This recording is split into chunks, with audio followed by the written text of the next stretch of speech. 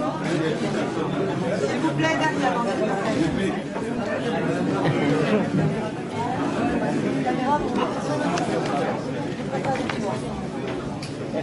Je pense qu'il y a un mieux Oui,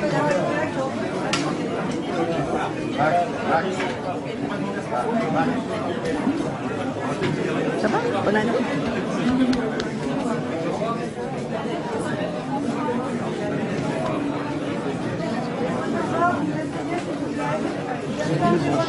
Ça va? J'ai ce qu'il faut.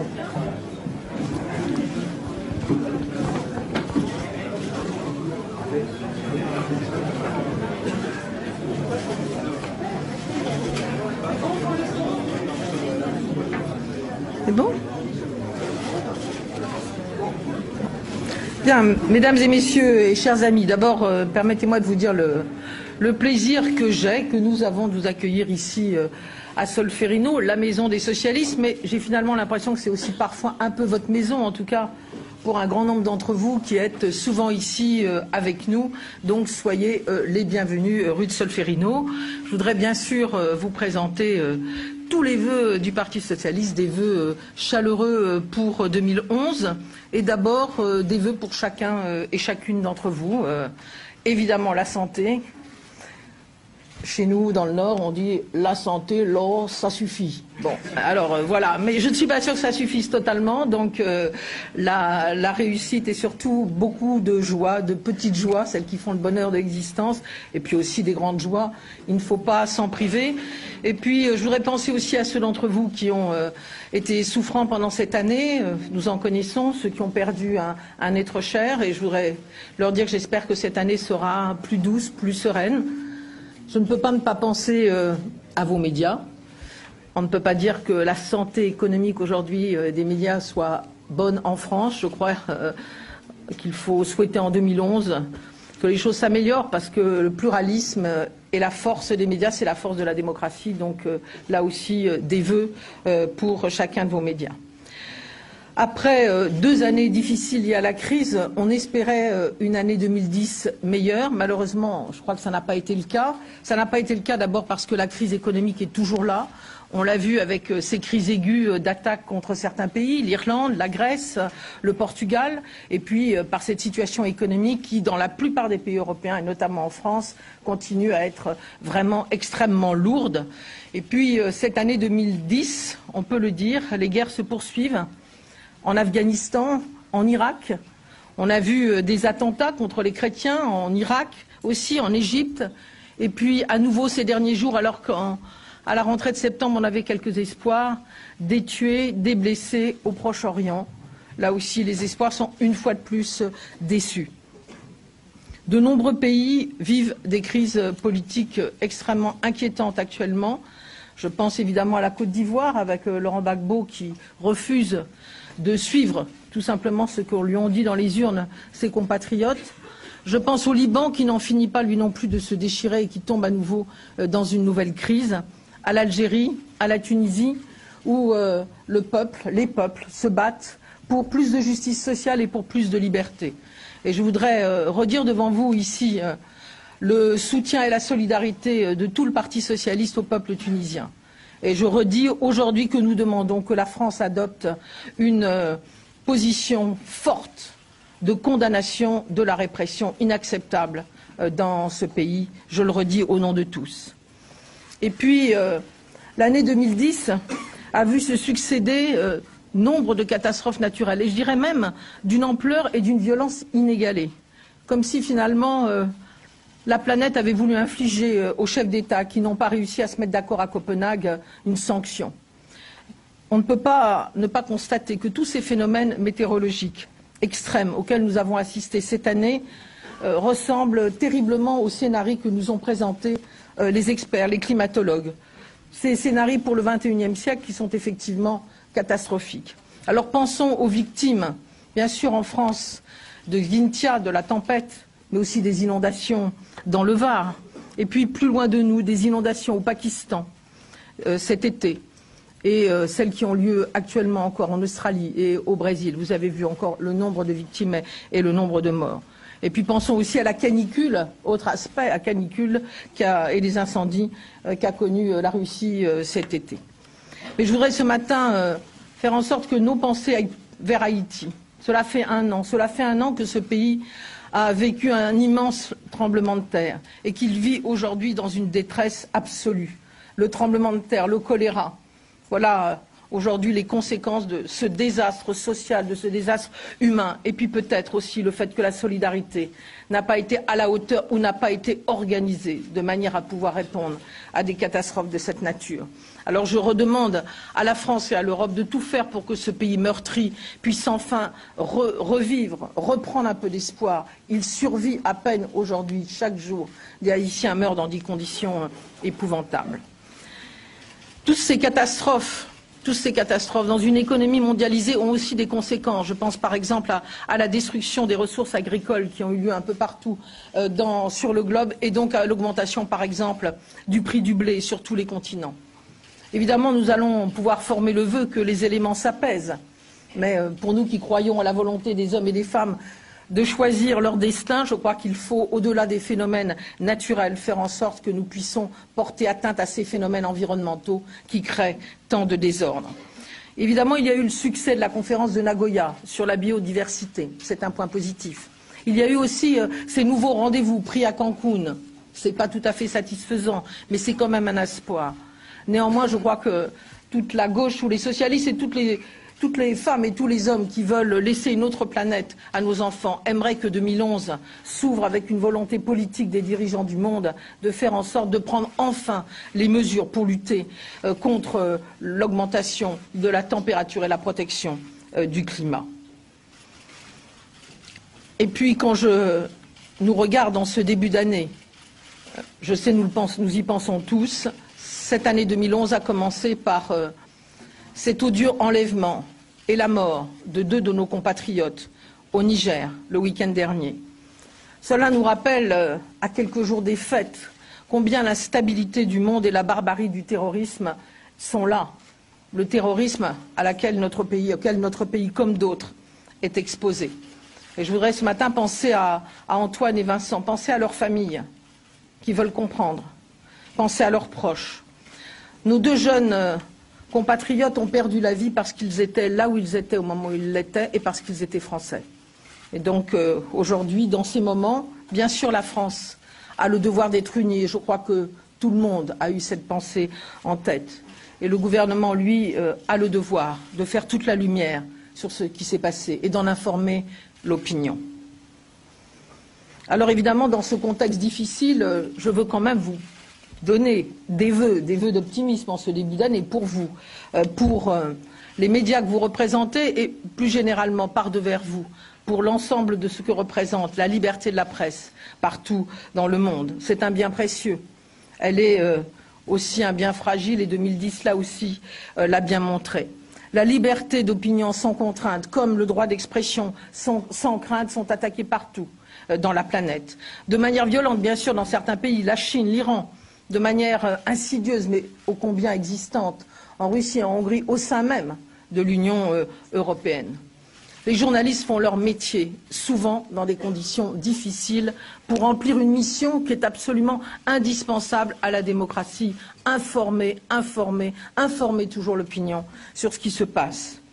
C'est ce que faisaient vos 2 confrères, Hervé Guéquière et Stéphane Taponnier, ainsi que les 3 accompagnateurs qui ont été enlevés maintenant, voici 1 an et 15 jours en Afghanistan. Je fais part une nouvelle fois à Paul Naon de tout notre soutien. Je sais que son action est importante et formidable et nous soutenons le gouvernement français dans l'action qu'il mène pour la libération de ces 2 journalistes. Nous espérons qu'elle va enfin intervenir sans délai. Nous l'avons tellement espéré. Il y a eu tellement d'espoirs déçus. Nous espérons que cette fois-ci sera la bonne et que, de la même manière, tous nos compatriotes retenus en otage, notamment au Mali, pourront bientôt être libérés. Nous devons donc faire preuve de résistance face aux agressions lointaines contre l'information. Mais nous devons aussi faire preuve de vigilance plus près de nous, ici, en Italie comme en France, où nous pouvons être inquiets.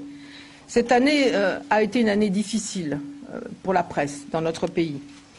Attaques sur la protection des sources, mise sur écoute de journalistes, entraves répétées contre la liberté d'enquête, je pense notamment à l'enquête Woerth-Bettencourt, et ce n'est pas terminé. Je pense aussi aux intimidations dont de nouveaux journalistes ont eu à subir dans l'exercice de leur métier. Je le dis très simplement, cet état de fait est totalement incompatible avec les fondements même de la République dans laquelle nous vivons.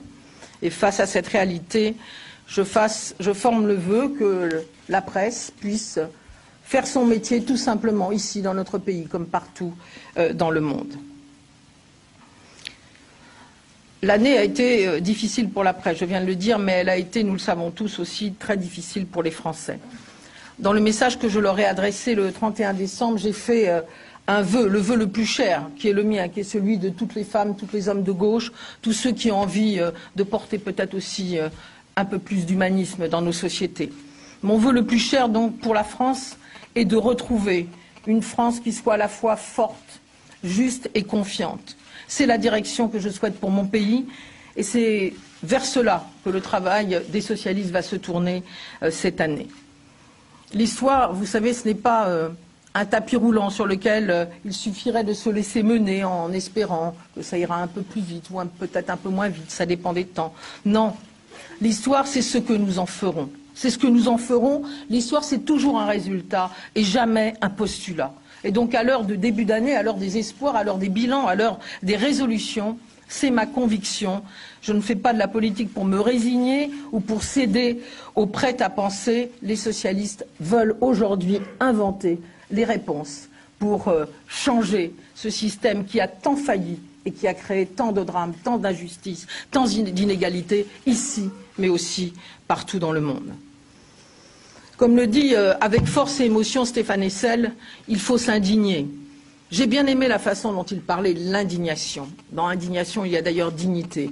Indignation non pas pour aller faire des actions violentes, ce n'est pas lui, ce n'est jamais ce qu'il a défendu, mais indignation tout simplement pour s'engager et pour agir, pour ne pas accepter la situation telle qu'elle est. Et dans le fond, ce qui menace le plus les démocraties, et peut-être notre pays, encore que l'automne a montré que les Français savent se mobiliser quand l'injustice est de trop dans notre pays. Eh bien, ce qui nous menace, on le sait, c'est le scepticisme, c'est l'indifférence, c'est l'impression d'une impuissance. Eh bien, 2011 doit être une année d'indignation pour s'engager et pour agir, une année de propositions. C'est en tout cas ce que nous souhaitons au Parti socialiste. Indignation pourquoi? Eh bien parce que pour nous tous, hommes et femmes de gauche, eh bien nous ne pouvons pas accepter le cours que prend notre pays depuis 2007. Et je crois que les Français d'ailleurs ne l'acceptent pas non plus. Le cours d'un pays qui n'est plus écouté par nos partenaires quand vient l'heure des choix, qui est parfois même montré du doigt à cause de positions insupportables qui ont pu être prises chez lui. Le cours d'un pays aussi affaibli, qui ne prépare pas son avenir et d'où partent des emplois ou des usines. Une France qui, elle-même, ne se vit plus comme juste, parce qu'on sait qu'on donne toujours plus à Neuilly qu'à Bondy, toujours plus à l'actionnaire qu'aux fonctionnaires, toujours plus aussi au PDG qu'aux salariés. Les dirigeants actuels amènent la France à douter d'elle-même et à regarder l'avenir avec inquiétude. Comment être surpris dès lors de ce sondage qui montre que les Français sont parmi le peuple les plus pessimistes, alors que nous avons tant d'atouts, tant de trésors en nous? La raison, nous la comprenons immédiatement. Comment ne pas voir que nos valeurs sont abîmées aujourd'hui, que le modèle français est émantelé et que ses atouts sont gâchés? Et je pense que le pessimisme des Français est à la hauteur de ce qu'a toujours attendu notre pays. D'abord, il est à la hauteur du peu de confiance qu'accordent aujourd'hui les Français au président de la République et au gouvernement pour améliorer tout simplement leurs conditions de vie ou pour reprendre tout simplement la main sur les intérêts financiers qui aujourd'hui veulent fixer le destin du monde.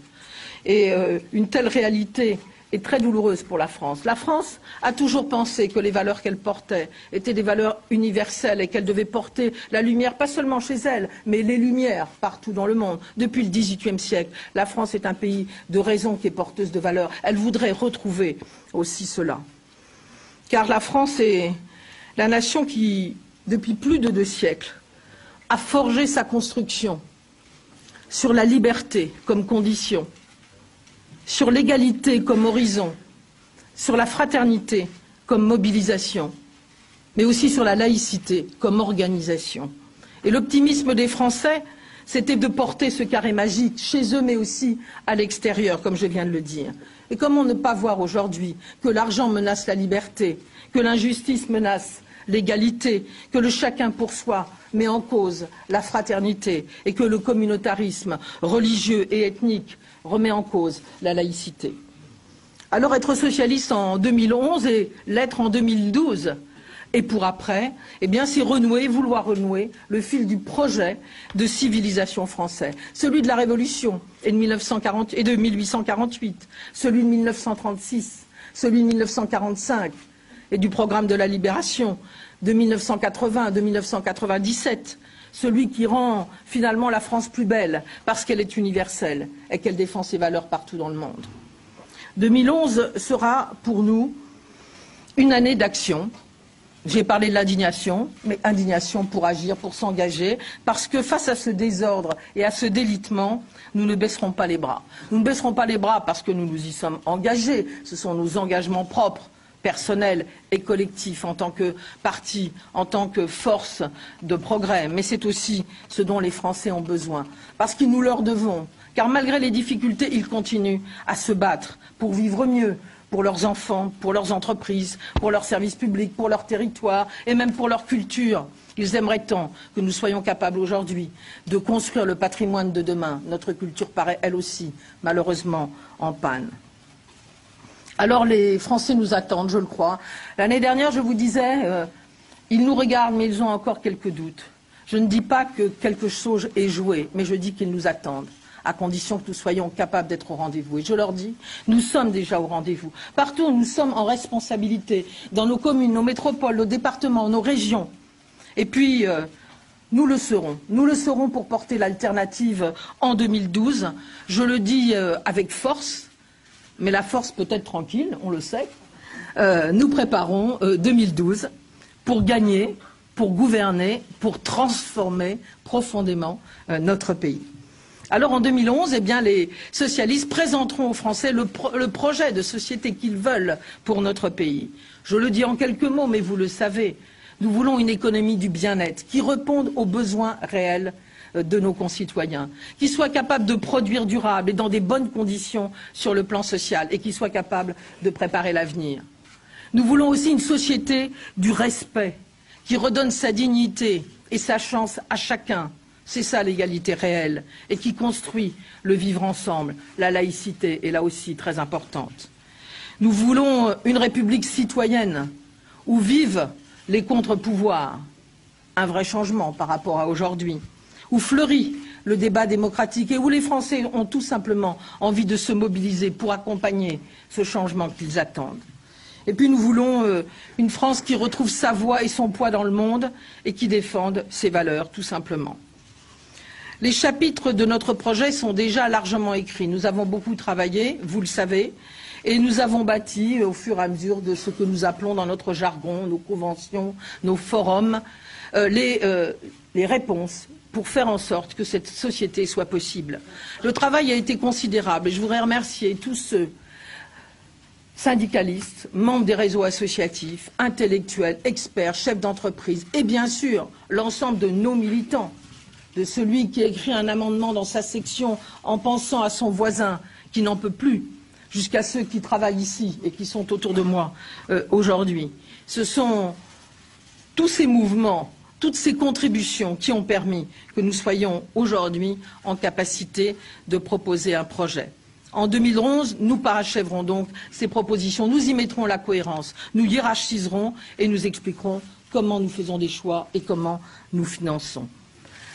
À la fin du printemps, les Français sauront exactement ce que nous proposerons pour les 100 premiers jours après 2012, mais aussi pour la législature et à l'horizon d'une décennie.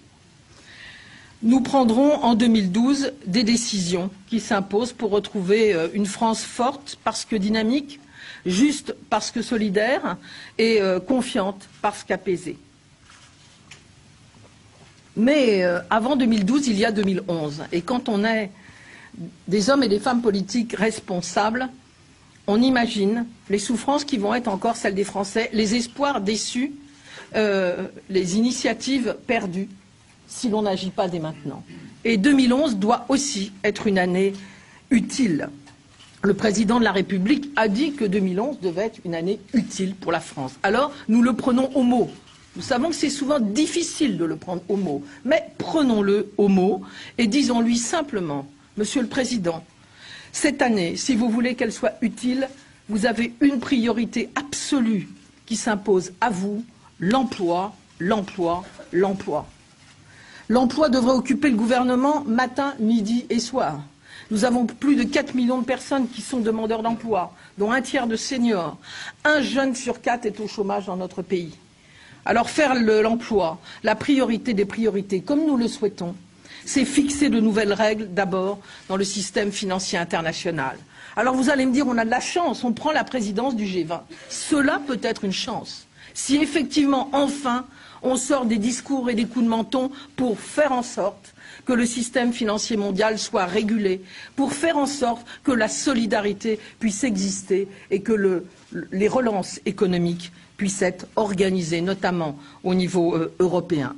Donc nous demandons au président de la République non pas des discours, des mots, mais des actes lors de cette présidence du G20, mais aussi au niveau européen où nous attendons un gouvernement économique enfin uni et responsable, une politique commerciale réarmée qui impose un juste échange et une harmonisation sociale et fiscale sans laquelle l'Europe aura perdu ce qu'elle a toujours rêvé d'être, simplement une Europe pour les hommes et les femmes qui la composent. Faire de l'emploi la priorité des priorités dans notre pays, mais pour l'Europe aussi, c'est retrouver le chemin de la croissance. Les marges de manœuvre existent, nous l'avons montré, et le budget 2011 aujourd'hui tourne le dos à cela. On a supprimé le plan de relance, on a prélevé 10 milliards, on va prélever 10 milliards sur les classes moyennes. On a supprimé beaucoup d'éléments d'investissement qui permettaient cette relance. Alors nous le disons simplement, il y a des marges de manœuvre, je ne vais pas vous en reparler, nous l'avons montré et redémontré. Il faut effectivement revenir sur les dizaines de milliards d'euros qui ont été apportés comme cadeaux fiscaux depuis 2002 et utiliser une partie de cela pour le soutien à l'économie réelle et une partie pour le désendettement de notre pays. Je crois que c'est cela l'esprit de nos propositions et que les politiques d'austérité telles qu'elles ont lieu aujourd'hui tournent totalement le dos à cette logique et constituent à la fois une absurdité économique et une aberration sur le plan social. Faire de l'emploi la priorité des priorités, c'est relancer un avenir à notre industrie et cela impose un État stratège et un État pilote.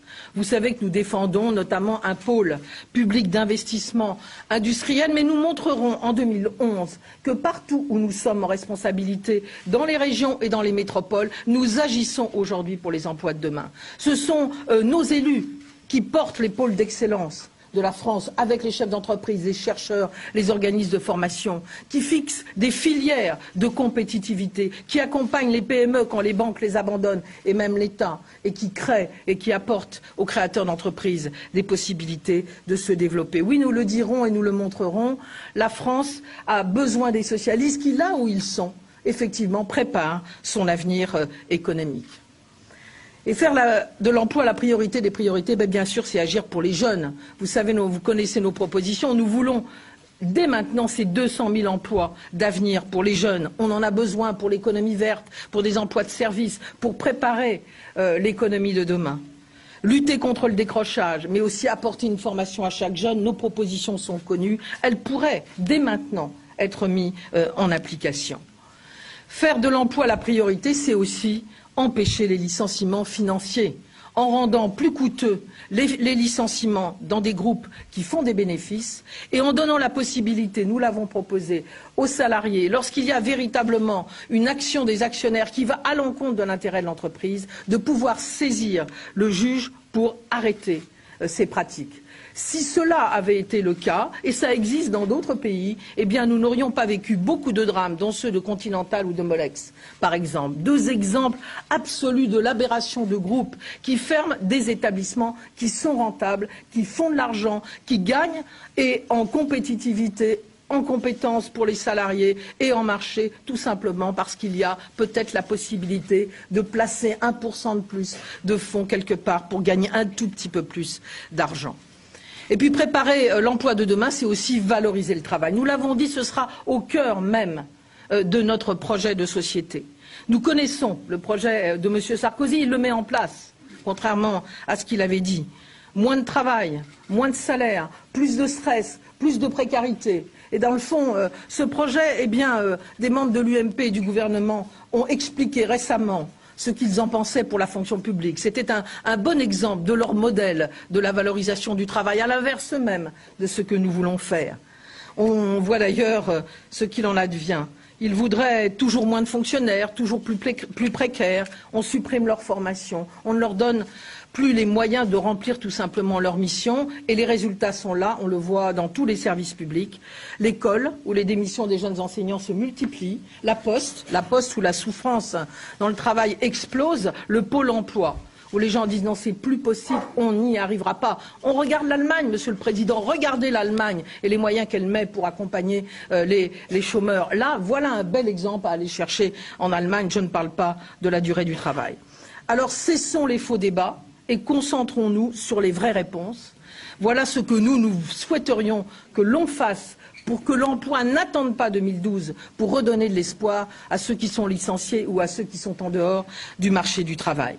Mais je voudrais dire tout de suite au Président de la République, bien sûr vous ne serez pas d'accord avec tout cela, parce que vous ne pensez pas que le volontarisme des hommes et des femmes politiques peuvent changer le destin d'un pays. Nous, nous le pensons. Alors prenez au moins 2 ou 3 mesures essentielles immédiatement pour l'emploi. Et nous vous l'avons dit, il faut abroger cette absurde défiscalisation des heures supplémentaires. Pas un pays ne subventionne le chômage comme vous le faites aujourd'hui. Et avec cela, eh bien, nous allons pouvoir financer ces emplois d'avenir pour les jeunes ou généraliser le contrat de transition professionnelle que vous avez vous-même annoncé à maintes reprises et qui n'est toujours pas dans les faits alors que les licenciements continuent à être nombreux dans notre pays. Je le dis, ces propositions, Monsieur le Président, ne coûteront pas 1 euro de plus au budget de l'État. Ils permettent simplement d'utiliser de l'argent public, non pas pour quelques-uns, mais pour aider la France, tout simplement, et les Français. Je crois que c'est cela, véritablement, diriger la France.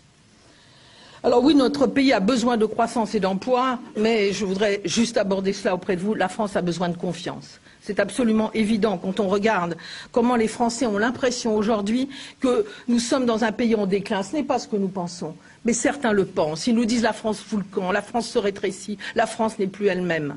Alors il faut redonner espoir à ceux qui portent, je dirais, ces trésors d'énergie, d'enthousiasme, de créativité, d'intelligence et qui parfois baissent les bras tellement ils ont l'impression de ne pas être accompagnés, de ne pas être aidés, de ne pas même être compris. Et d'abord, la confiance, si on veut la retrouver, on le sait très bien, c'est la réussite de chaque enfant à l'école.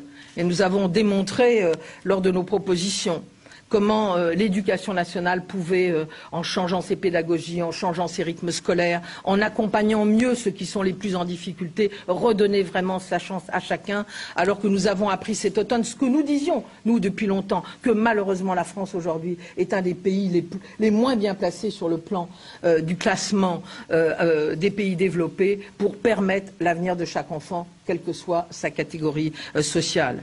Alors, ce que nous demandons là au gouvernement immédiatement, parce que nous savons ce qui est en train de se préparer dans les rectorats, c'est de renoncer aux diminutions d'effectifs à la prochaine rentrée scolaire. Ça suffit comme cela. Il faut maintenant arrêter et permettre aux enseignants de faire véritablement leur travail. Et puis la confiance, à l'autre bout de la chaîne, si je puis dire, c'est de se dire je vis plus longtemps, et tant mieux, c'est formidable, un pays où les hommes et les femmes vivent plus longtemps. Eh bien, j'aimerais, si je deviens dépendant, savoir que la société peut me prendre en charge, peut m'accompagner, dans les meilleures conditions jusqu'au dernier jour de ma vie. Je le dis souvent et je le répète, le développement d'un pays se mesure aussi à la façon dont on traite nos aînés. Et quand je regarde l'Afrique, je me dis que nous avons sans doute quelques leçons à apprendre sur cela aussi du continent africain. Nous allons présenter nos propositions sur la dépendance, bien sûr, mais au-delà de cela, sur la façon dont la société doit s'organiser pour accompagner les personnes âgées, empêcher leur solitude, créer du lien social. Parce qu'on ne nous parle que d'argent, ça coûte. Oui, ça coûte. Si chacun ferme sa porte quand la personne âgée qui est sur son palier ouvre la sienne, si chacun ne pense qu'à lui-même et se dit je suis jeune, ça ne m'intéresse pas, on verra cela demain. Mais ça coûte beaucoup moins si on crée une société où les liens existent et où on prend en charge aussi les personnes âgées qui elles-mêmes peuvent apporter leurs compétences, leur énergie, comme elles le font très souvent d'ailleurs comme bénévoles, notamment dans les associations. La confiance, c'est aussi vivre bien ensemble, dans notre diversité, en respectant bien sûr le socle de valeurs que nous avons en commun. Nous le savons, tout ce qui unit les Français, au lieu de les opposer, au lieu de les diviser, tout ce qui leur ramène l'envie de vivre ensemble, au lieu de les inquiéter, va dans ce sens. Et à quelques jours de l'hommage que nous avons rendu à François Mitterrand, je retiens particulièrement de lui qu'il a été le président de tous les Français, portant en permanence l'idée de la conciliation, de la réconciliation des hommes et des femmes de France. Voilà aussi ce que nous devons porter pour que la confiance revienne. Enfin, la confiance, il faut la rétablir en politique.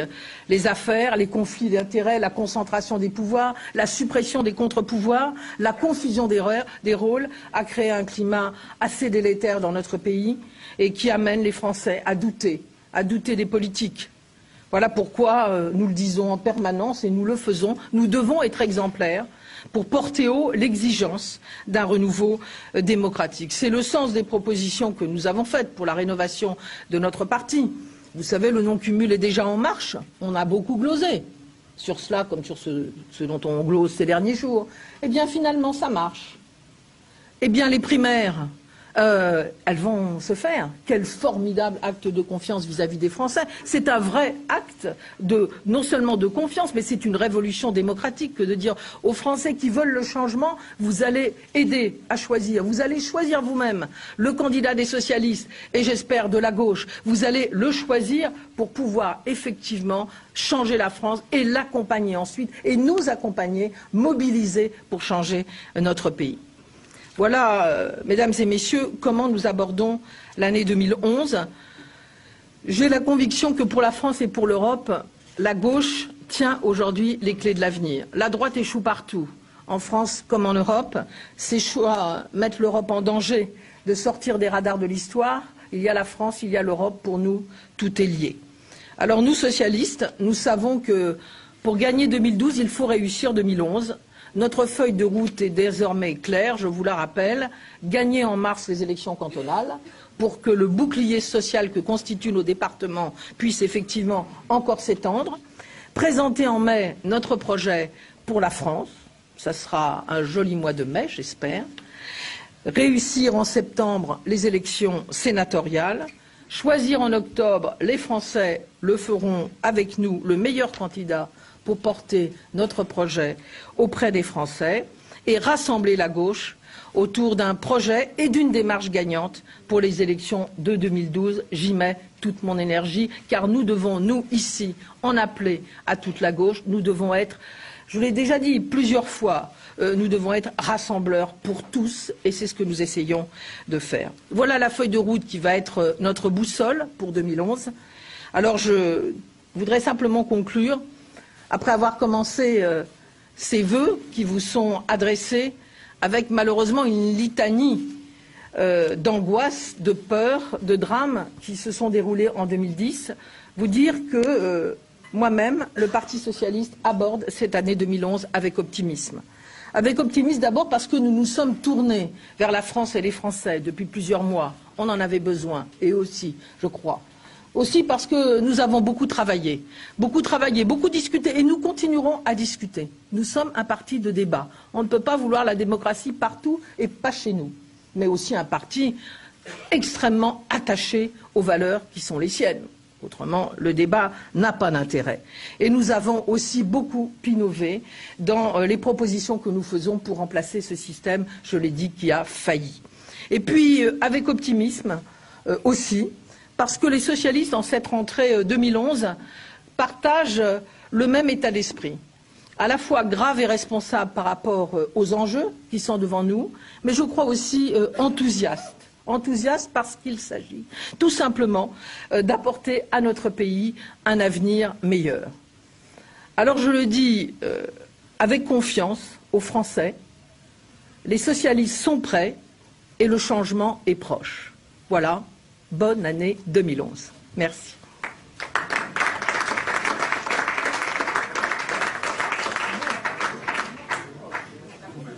Voilà, donc pour les vœux de Martine Aubry en direct du siège du Parti Socialiste rue de Solferino. Mon vœu le plus cher est de retrouver une France forte, libre et confiante, a-t-elle déclaré. Martine Aubry s'est longuement adressée à Nicolas Sarkozy. Le président de la République a demandé une année utile. Nous le prenons au mot. Elle lui a demandé de faire de l'emploi une priorité absolue. Elle a notamment demandé l'abrogation de la défiscalisation des heures supplémentaires. Mais c'est bien gardé de revenir sur la polémique déclenchée par Manuel Valls qui a, vous le savez, demandé à déverrouiller les 35 heures. Martine Aubry s'est également exprimée sur les sujets de politique internationale. Elle s'est notamment exprimée sur le Niger et s'est bien gardée là aussi de briser l'union sacrée. La France a le devoir d'être unie. Et puis elle est évidemment revenue sur 2012. Le Parti socialiste sera au rendez-vous de l'alternative en 2012. À la fin du printemps, les Français connaîtront notre projet. Vous le savez, mardi dernier, les socialistes ont voté le calendrier des primaires. Le projet du Parti socialiste sera donc connu le 28 mai. Le vote des primaires aura lieu le 9 et 16 octobre et le candidat sera connu le 5 ou 6 novembre. Ce matin, un autre leader de gauche présenté ses vœux, c'est Jean-Luc Mélenchon, le président du parti de gauche. Je vous propose tout de suite de les écouter. Il s'exprimait ce matin à Paris. Pour commencer ses vœux,